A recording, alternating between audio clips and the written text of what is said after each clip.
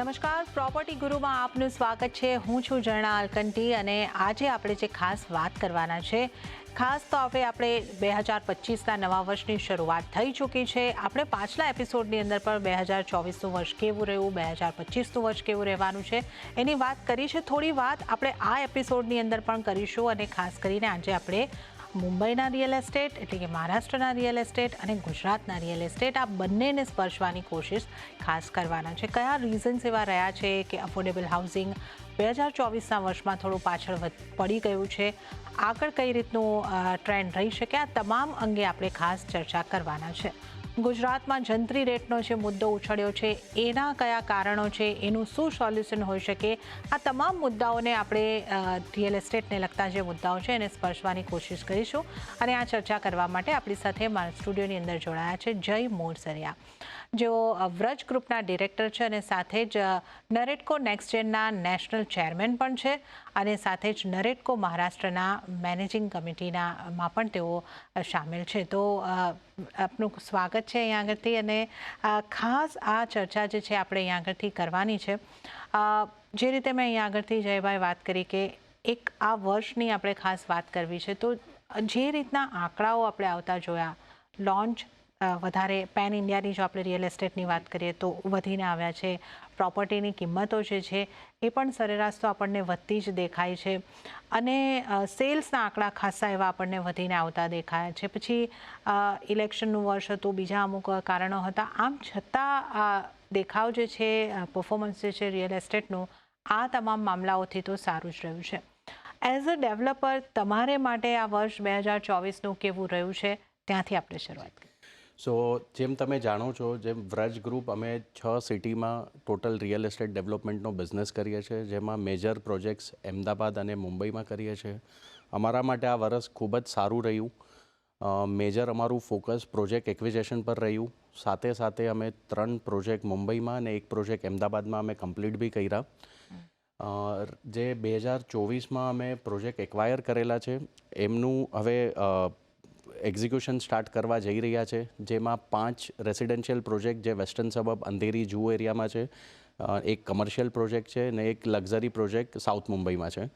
તો આ પ્રોજેક્ટો સાથે અમે અમારું 2025નું વર્ષ શરૂ કરવા જઈ રહ્યા છે. વી આર હોપફુલ અને સારું એક્સપેક્ટેશન છે કે એ પ્રોજેક્ટ ટાઈમલી સારા સેલ્સ ફિગર સાથે અમે ક્લોઝ કરીને આગળ વધશું. જેમ તમે જાણો છો, અમારું આ 3rd જનરેશન છે રિયલ એસ્ટેટ ઇન્ડસ્ટ્રીમાં, પણ ટાઈમ સાથે જે ઇનોવેશન લઈ આવવાનું હતું એ અમે 3rd જનરેશન અમારા ગ્રુપમાં લઈ આવ્યા છીએ.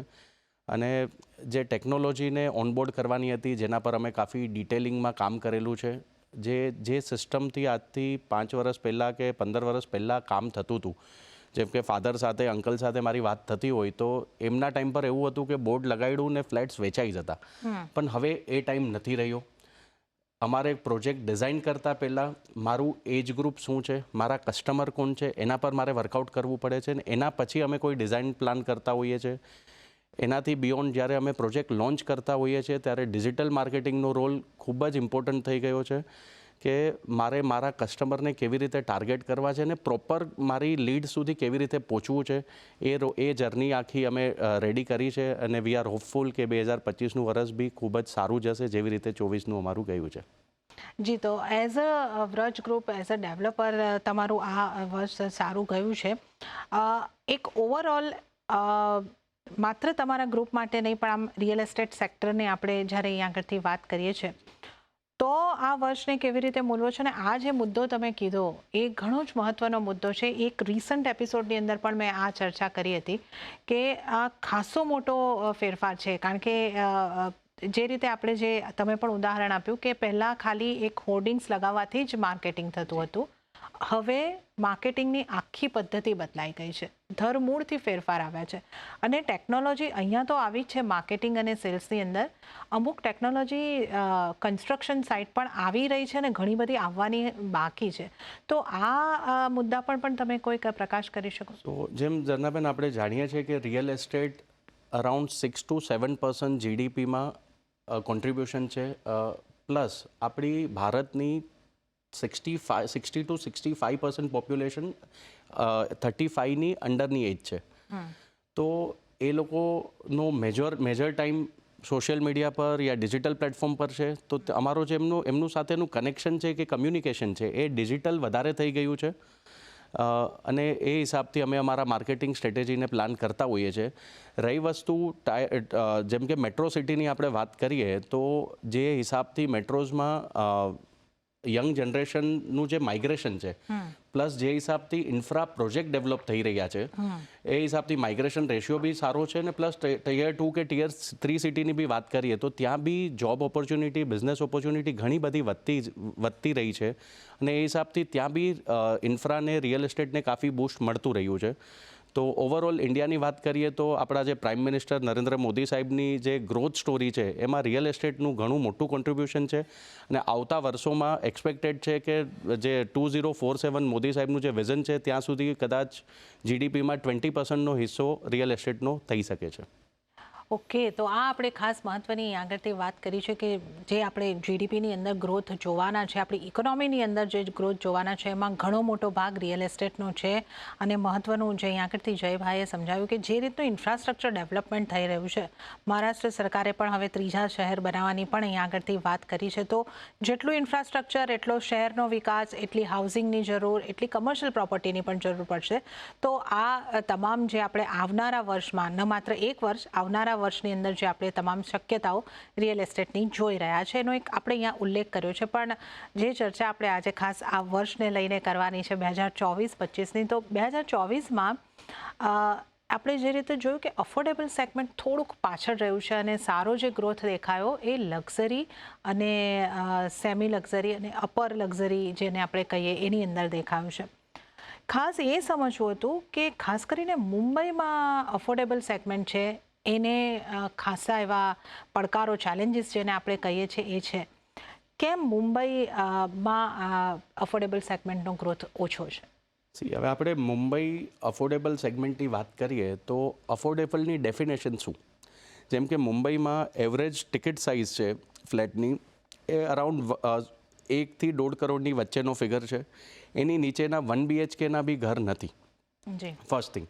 સેકન્ડ થિંગ આપણે વાત કરીએ તો નાઇટ ફ્રેન્ક ઇન્ડિયાનો અફોર્ડેબિલિટી ઇન્ડેક્સ હતો જેનું એવું કહેવાનું છે કે ઇન્કમ વર્સિસ EMIનો રેશિયો આપણે કરીએ તો મુંબઈમાં એ 50% છે. જે ટોપ 8 મેટ્રો સિટીઝ છે એમાં સૌથી વર્સ્ટ છે. તો લોકો જે કમાઈ છે, ફોર એક્ઝામ્પલ 5 લાખ રૂપિયા માણસ જેની સેલરી છે એ માણસનું 2.5 લાખ રૂપિયાની ઇન્કમ EMIમાં જાય છે. તો અફોર્ડેબિલિટીનો કોઈ ક્વેશ્ચન આવતો નથી આ ફિગરમાં, જેમાંથી આપણા 90% લોકો માઇનસ થઈ જાય છે અફોર્ડેબિલિટીમાં. જે હિસાબથી આપણે રેન્ટલ સાઇડ ને વધારે સાઇડ યંગ જનરેશન વધારે શિફ્ટ થઈ રહી છે એવું દેખાય છે. First thing. સેકન્ડ થિંગ આપણે વાત કરીએ તો જે મુંબઈમાં આપણા પ્રીમિયમ ને FSI ને એના જે અમે ગવર્મેન્ટને એઝ અ ડેવલપર ઓથોરિટીઝને અમે જે પેમેન્ટ આપીએ છીએ, જે ઓફિશિયલી એમને પ્રીમિયમ આપીએ છીએ, અલગ અલગ 20-30 ટાઈપ્સના પ્રીમિયમ છે, development charges, open space deficiency, staircase premium, FSIના જે ચાર્જીસ આપીએ છીએ એ ફિગર ઓલમોસ્ટ પ્રોજેક્ટ કોસ્ટના 30 to 35% થઈ જતા હોય છે. એટલે મુંબઈમાં અફોર્ડેબલ સેગમેન્ટમાં આપણે સમજો વેસ્ટર્ન સાઇડ યા સેન્ટ્રલ સાઇડ કોઈ લાસ્ટના સબબમાં બી જઈએ કે જ્યાં 20,000 થી 25,000 રૂપિયા પર સ્ક્વેર ફીટનો કાર્પેટનો રેટ છે અને એના હું 30 to 35% બી ગણું છું તો અરાઉન્ડ 6,000 to 9,000 સ્ક્વેર ફીટ તો હું ગવર્મેન્ટને આપું છું ઓફિશિયલી.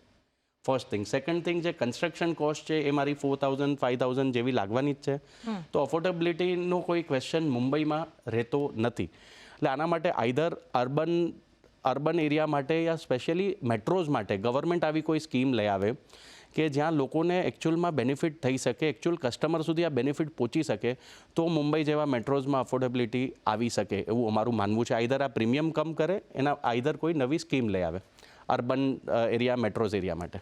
ઓકે, તો આ એક ખાસ મહત્વનું કારણ રહ્યું છે. એક આપણે હંમેશા ડિસ્કસ કરતા હોઈએ છીએ કે મુંબઈમાં એક તો જમીન છે નહીં, જમીન છે તો મોંઘી છે અને એના ઉપર હાઈ પ્રીમિયમ છે. તો આ તમામ વસ્તુ છે એટલે એક રાહત જો અહીંયા આગળથી આપવામાં આવે તો મુંબઈ અફોર્ડેબલ શહેર બની શકે. અને નાઇટ ફ્રેન્કના રિપોર્ટની આપણે પણ આપણા ખાસ શોની અંદર ચર્ચા કરી હતી કે જ્યાં 50% ઇન્કમ મુંબઈમાં જો છે એ EMIની અંદર જતી હોય છે. એટલે મુંબઈ અફોર્ડેબલ શહેર નહીં, સૌથી મોંઘું શહેર અહીંયા આગળથી હાઉસિંગ માટે ગણવામાં આવે છે. તમે ગુજરાતમાં પણ કાર્યરત છો, તો એક તો મારે ખાસ એક મોટું આઈએફએસઆઈની વાત નીકળી છે અને પ્રીમિયમ્સની જ્યારે વાત નીકળી છે, તો ખાસ એક મોટું એ સમજવું હતું. તમે મહારાષ્ટ્રમાં, મુંબઈમાં પણ કાર્યરત છો અને ગુજરાતમાં પણ કાર્યરત છો. ઘણી બધી વાતો કરું છું, પણ આ સવાલો અહીંયા આગળ પહેલાં લઈ લઉં છું કે આ બંનેની અંદર કામ કરવામાં કેટલું તમને ડિફરન્સ આવે છે. એટલે ઇન ગવર્મેન્ટનો સપોર્ટ, પછી પોલિસીના હિસાબથી હોય કે ઇઝ ઓફ ડુઈંગ બિઝનેસના હિસાબથી હોય, બંનેમાં તમે રિયલ એસ્ટેટ ક્ષેત્રે જે કામ કરો છો, પણ કેટલો ડિફરન્સ છે મુંબઈના રિયલ એસ્ટેટમાં અને ગુજરાતના રિયલ એસ્ટેટ? આપણે ગુજરાત રિયલ એસ્ટેટની વાત કરીએ તો 2024નું યર એક સ્ટેબલ અને સ્ટ્રોંગ ગ્રોથવાળું યર રહ્યું અમારા માટે. અમદાવાદ, સુરત જેવા સિટીઝમાં રેસિડેન્શિયલ ગ્રોથ બહુ સારો રહ્યો. કમર્શિયલ ઓકે પરફોર્મ થયું, પણ રેસિડેન્શિયલ ગ્રોથ ઓવરઓલ ખૂબ જ સારો રહ્યો. પ્લસ ગુજરાત ને અમદાવાદ સ્પેશિયલી ઓલિમ્પિકનું હોસ્ટ કન્ટ્રી બનવા જઈ રહ્યું છે, જે માર્ચ સુધીમાં કદાચ ઓફિશિયલી એ બિડ ઇન્ડિયાને અલોટ થઈ જવી જોઈએ એવું હોપફુલ છે આપણી સેન્ટ્રલ ગવર્મેન્ટને, ઇવન ગુજરાત સ્ટેટ ગવર્મેન્ટ. તો એને લાગીને બહુ બધા ડેવલપમેન્ટ થવા જઈ રહ્યા છે.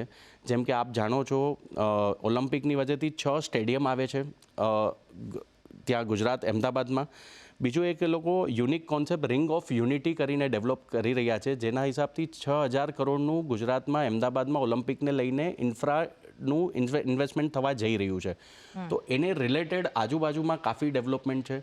નવા ડીપી, ટીપી બી એક્સપેક્ટેડ છે આ પર્ટિક્યુલર ઓલિમ્પિકને હોસ્ટ કરવા માટે. એક રહી વસ્તુ આ ફ્યુચરિસ્ટિક ડેવલપમેન્ટની. રહી વસ્તુ ગુજરાત ડેવલપમેન્ટની, તો એકચ્યુઅલ આપણે સિંગલ વિન્ડોઝ અપ્રુવલ સિસ્ટમ કહીએ, એ ગુજરાતમાં સંભાવ અમને એક્સપિરિયન્સ થાય છે કે થઈ રહ્યો છે. અમે ફાઇલ પુટઅપ કરીએ, એના વિધિન 2 to 3 મંથ્સ અપ્રુવલ અમારી પાસે અવેલેબલ હોતી હોય છે. રહી વસ્તુ પ્રીમિયમની વાત કરીએ આપણે ગુજરાત રિયલ એસ્ટેટની, તો પ્રીમિયમ જેમ કે અહીંના અમે કોઈ બી પ્રોજેક્ટમાં જેમ મેં તમને ફિગર કીધો 30 to 35% જેવું ઓથોરિટીઝને, ગવર્મેન્ટને અમારા પ્રીમિયમના અકાઉન્ટ પર પૈસા જતા હોઈએ છે, જે ગુજરાતમાં એ ફિગર 5 to 10% છે. યસ, તો એક પ્રીમિયમમાં ફરક છે. ઇઝ ઓફ ડુઈંગ બિઝનેસ છે, ત્યાં સિંગલ વિન્ડો અપ્રુવલ છે. એમાં આપણે 100% મહારાષ્ટ્ર ગવર્મેન્ટને કે કોઈ ઓથોરિટીઝને બ્લેમ કરવા કરતાં મુંબઈનું ડેવલપમેન્ટ બી સમાવ એવું થયું છે. મુંબઈમાં રીડેવલપમેન્ટ પ્રોજેક્ટ્સ વધારે છે, તો કોમ્પ્લેક્સિટી બહુ વધારે છે મુંબઈમાં. તો બી સરકાર અગર ચાહે તો બહુ બધું સપોર્ટ કરી શકે છે રિયલ એસ્ટેટ ઇન્ડસ્ટ્રીને બૂસ્ટ કરવા માટે. અને જેમ આપણે તમારા પ્લેટફોર્મ પરથી બી ઘણી બધી વાર વાતો થઈ કે ફાઇનાન્શિયલ હબ જે મુંબઈ છે એ સમાવ ગુજરાત સાઇડ શિફ્ટ થતું જોવા મળી રહ્યું છે.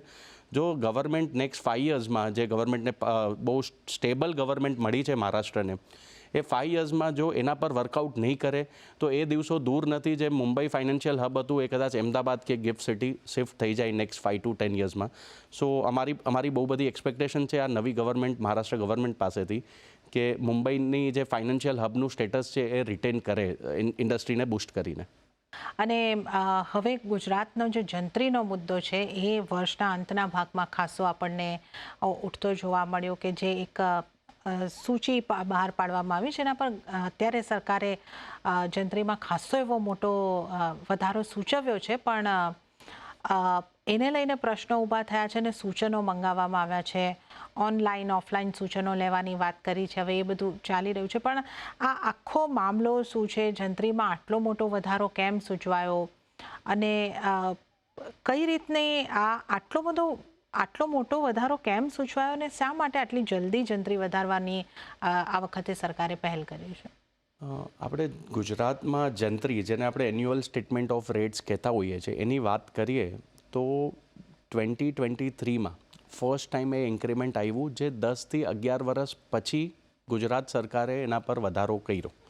એટલે એ જે 11 વર્ષનો ગાળો હતો એમાં કોઈ જંત્રી જે 10 વર્ષ પહેલાં હતી એ જ 2023 સુધી ચાલતી હતી, ફર્સ્ટ થિંગ. એટલે 10 વર્ષમાં જેમ આપણે મુંબઈમાં એવરી યર કાંઈ ને કાંઈ જંત્રીમાં વધારો થાય છે, રેડી રેકના રેટમાં વધારો થાય છે, એ ગુજરાતમાં થયો નહોતો. એટલે 23માં ફર્સ્ટ તો જંત્રી બધી એમ ગવર્મેન્ટે ડબલ કરી નાખી.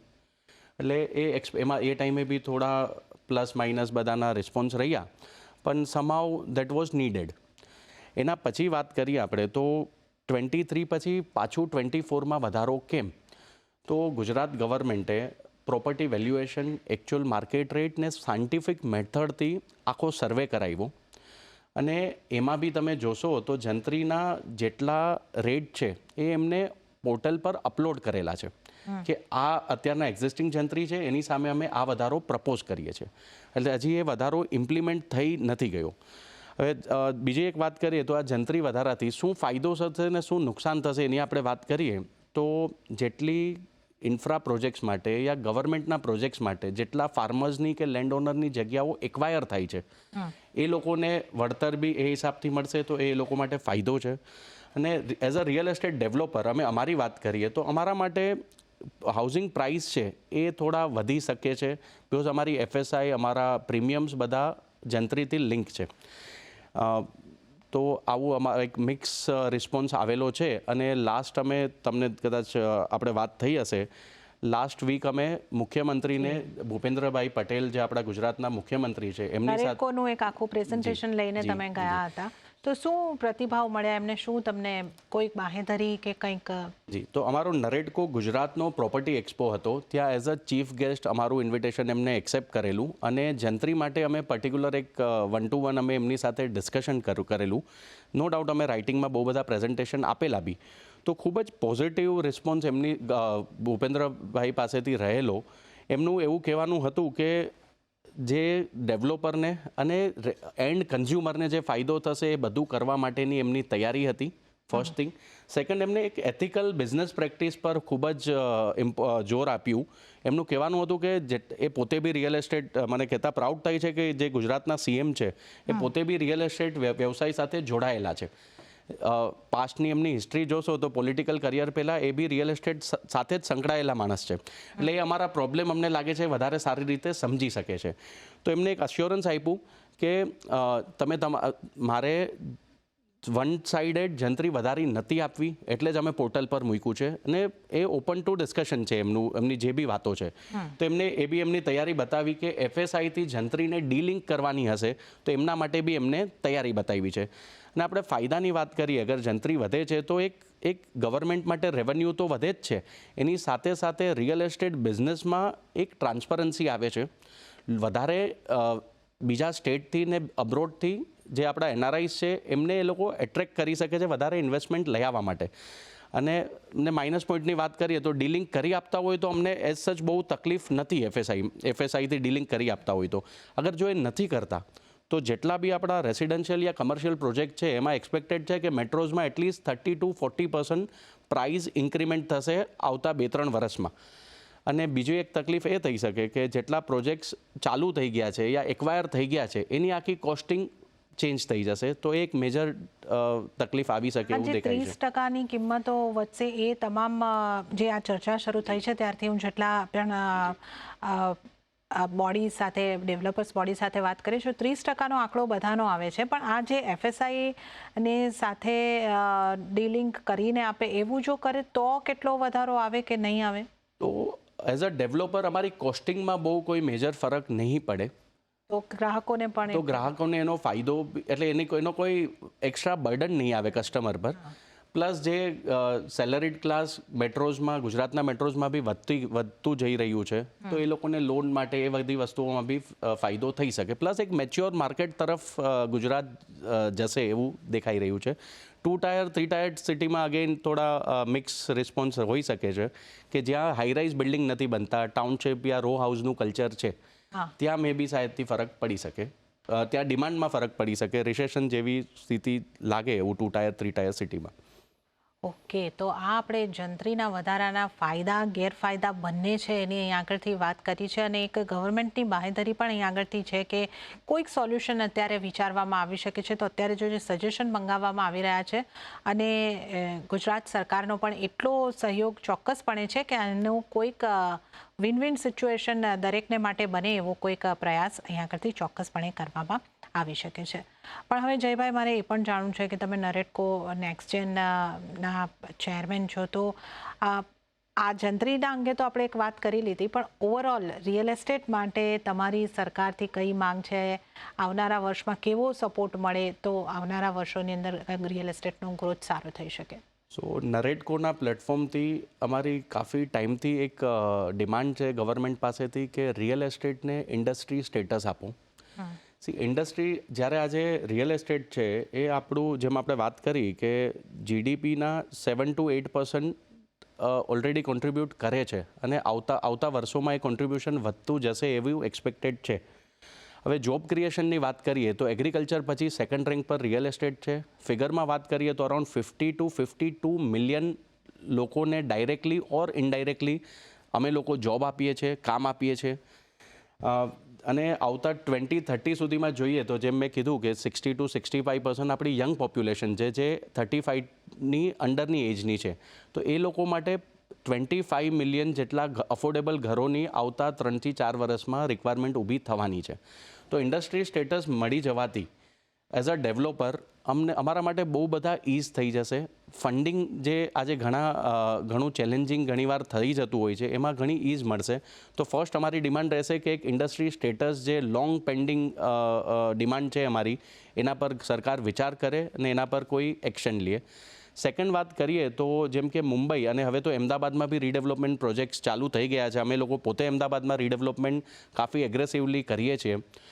તો જે અમે લોકોને રીહાઉસ કરીએ છીએ, જૂના મેમ્બર્સને કે જૂના ટેનન્ટને એમનું જ ઘર બનાવીને આપીએ છીએ. તો એમના પર અમારો જે ફર્સ્ટ ફ્લેટ વેચાય છે એની વેલ્યુથી, એટલે અમે એમને કન્સ્ટ્રક્શન સર્વિસ આપીએ છીએ છતાં પણ પૂરી માર્કેટ વેલ્યુ પર અમને 5% જીએસટી આપવાનો થાય છે સરકારને. હા, એટલે સમજો કોઈ 1 કરોડનું એમની માર્કેટ વેલ્યુ આવે છે ફ્લેટની, તો એના પર મને 5 લાખ રૂપિયા ગવર્મેન્ટને આપવાના છે. તો એ ડબલ ટેક્સેશન સમહાવ લાગે છે. ડેવલપમેન્ટ એગ્રીમેન્ટ પર અમે જીએસટી ભરતા જોઈએ છે. તો અમારી સેકન્ડ ડિમાન્ડ એ રહેશે કે એટલીસ્ટ રીડેવલપમેન્ટમાં જેને રીહાઉસ કરીએ છીએ એના પરથી જીએસટી નીકળી જવો જોઈએ. અને થર્ડ એક ઇઝ ઓફ ડુઈંગ બિઝનેસ જે મેટ્રોઝમાં સ્પેશિયલી મુંબઈમાં જરૂરત છે એના પર સરકાર થોડી રાહત આપે તો આ ઇન્ડસ્ટ્રી વધારે બૂસ્ટ મળી શકે એવું એક્સપેક્ટેશન છે. ચોક્કસ. તો આ અમુક ખાસ મુદ્દાઓ છે કે જેનો જો સપોર્ટ સરકાર કરે તો ઓવરઓલ રિયલ એસ્ટેટને ખાસો એવો ફરક પડતો દેખાઈ શકે છે, ગ્રોથ ઝડપથી વધતો દેખાઈ શકે છે અને થોડો અફોર્ડેબલને પણ સપોર્ટ ચોક્કસપણે મળશે, જેથી હાઉસિંગ ફોર ઓલની વાત જે છે એને પણ એક સપોર્ટ મળતો દેખાઈ શકે છે. તો એક ઇન્ડસ્ટ્રી સ્ટેટસ જો છે આ વાત ઉપર પણ જો સરકાર આ બજેટની અંદર ખાસ ધ્યાન આપી દે તો ઘણી મોટી હેલ્પ રિયલ એસ્ટેટ સેક્ટરને થઈ શકે. પણ જયભાઈ, આપનો ખૂબ ખૂબ આભાર. તમે અમારી સાથે આ ચર્ચામાં સ્ટુડિયોમાં આવીને જોડાયા. એક રસપ્રદ ચર્ચા આપણે કરી. આપનો ખૂબ ખૂબ આભાર. તો પ્રોપર્ટી ગુરુના આ એપિસોડમાં તો હાલ પૂરતું આટલું જ, પરંતુ જતાં આપને ફરી એક વખત યાદ કરાવી દઉં કે આપના પ્રોપર્ટીને રિલેટેડ ખરીદ વેચાણને લઈને કે પછી કોઈ લીગલ પણ ક્વેશ્ચન હોય તો અમને લખી મોકલો. અમારું ઈમેલ એડ્રેસ છે propertyguru@18.com. આ પ્રોપર્ટી ક્ષેત્રના, રિયલ એસ્ટેટ ક્ષેત્રના નિષ્ણાતો પાસે અમે તમને તમારી સમસ્યાનું સમાધાન અપાવવાની પૂરેપૂરી કોશિશ કરીશું. તો આ સાથે જ હાલ મને પણ આપશો રજા, પરંતુ આપ જોતા રહો CNBC બજાર. નમસ્કાર.